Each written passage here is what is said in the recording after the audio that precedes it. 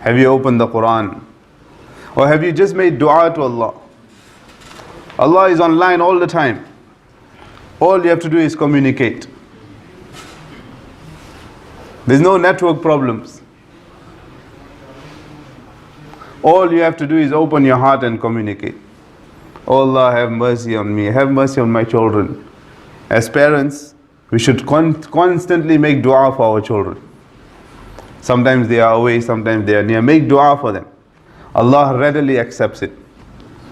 And especially on beautiful occasions like a Friday, where Allah Ta'ala accepts our du'as, make dua for them. Make dua for ourselves, for our family members. That is why you will see one great quality in the Arabs, you will see they will constantly make dua for you.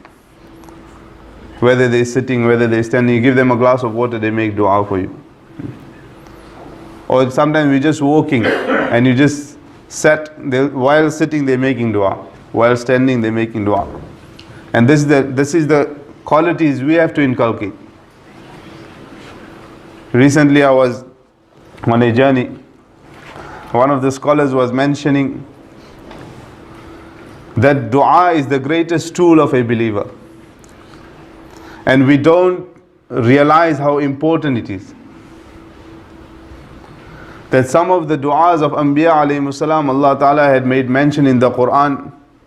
Some du'as were not done like in a formal position what we have, that we have to perform 2 rakat salah and thereafter we sit in a position facing towards the Kaba and then we will make long du'as, then only it will get accepted. Allah accepts any dua anytime readily.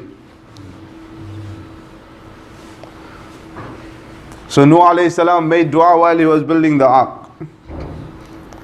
Allah Ta'ala accepted. Ibrahim alayhi salam made dua while he was being flung into the fire. Allah Ta'ala accepted. So Allah subhanahu wa ta'ala accepts these du'as. So connect ourselves in seclusion, connect yourself with Allah.